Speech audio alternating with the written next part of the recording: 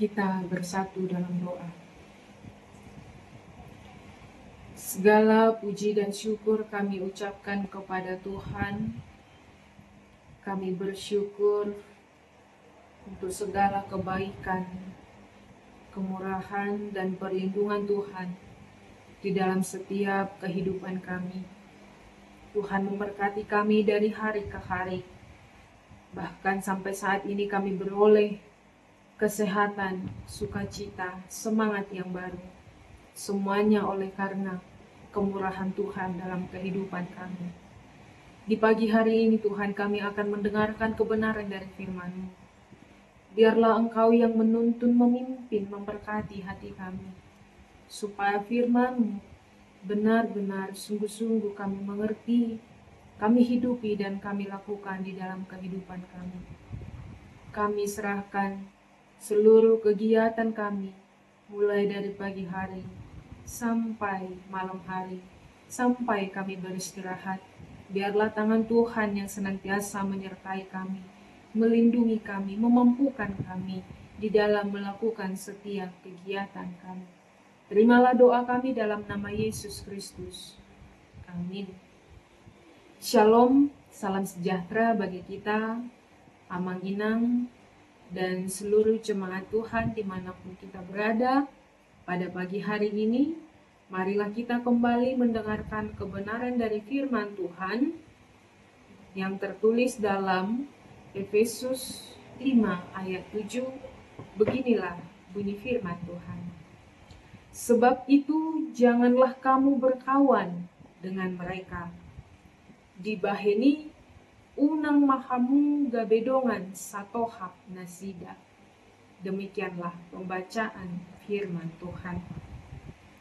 Bapak, Ibu, dan saudara-saudari yang dikasihi oleh Tuhan Yesus Kristus, ketika kita merawat tanaman atau merawat hewan peliharaan, tentu hal yang pertama yang kita lakukan adalah melindungi dan menjaga. Melindungi mereka dari segala bahaya. Kita memastikan tanahnya subur, tidak ada hama, tidak ada yang meracuninya. Bapak, Ibu, dan saudara-saudari, dalam kehidupan rohani, kita sebagai orang percaya adalah tanaman yang sangat berharga di mata Tuhan. Bahkan jauh lebih dari itu. Kita disebut sebagai anak-anak terang. Namun sama seperti tanaman, kita rentan terhadap lingkungan di sekitaran kita. Kita sering terpengaruh dengan berbagai sifat-sifat duniawi yang dapat merusak iman rohani kita. Bapak, Ibu, dan saudara-saudari, Rasul Paulus memahami betul prinsip ini. Di awal pasal 5, ia telah menasihati kita untuk hidup di dalam kasih dan hidup di dalam Kristus. Kemudian pada ayat berikutnya Paulus juga mengingatkan kita supaya menjauhkan segala macam perbuatan yang tidak baik, yakni seperti sikap percabulan, kecemaran, keserakahan, dan lainnya. Bahkan di ayat 7 itu ditegaskan kembali dengan kalimat, sebab itu janganlah kamu berkawan dengan mereka. Inilah Bapak Ibu yang menjadi perenungan kita pagi ini. Saudara-saudari, Paulus mengatakan demikian, pastinya karena hal itu semua akan mendatangkan murka Allah. Dan juga di ayat 8 telah dikatakan bahwa Paulus mengungkapkan bahwa kita ini adalah anak-anak terang. Sebagai anak-anak terang tentu tidak lagi hidup di dalam kegelapan. Metafora gelap dan terang ini digunakan oleh Paulus untuk menjelaskan tentang posisi jemaat di Efesus sebelum mengenal dan sesudah mengenal Kristus. Gelap adalah gambaran ketiadaan cahaya.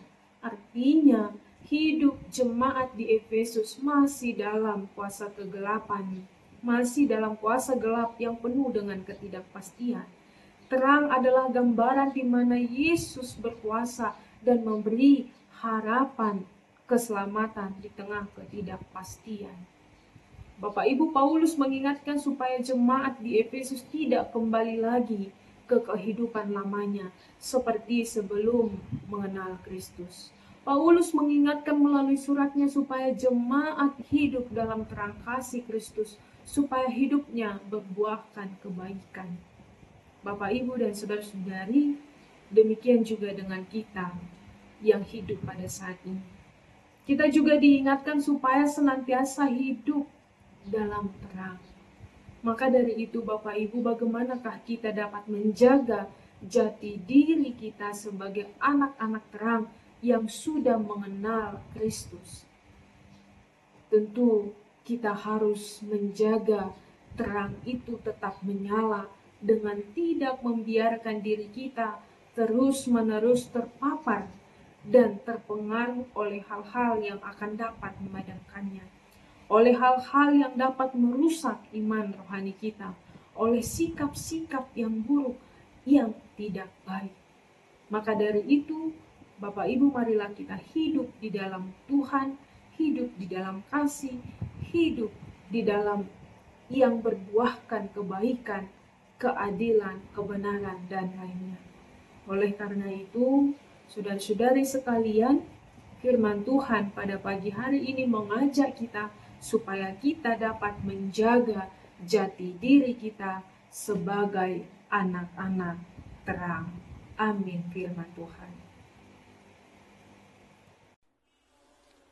Kasih karunia Tuhan kita Yesus Kristus, kasih Allah Bapa, dan persekutuan Roh Kudus, kiranya memberkati kamu sekalian, hari ini, besok, lusa, sampai selama-lamanya. Amin.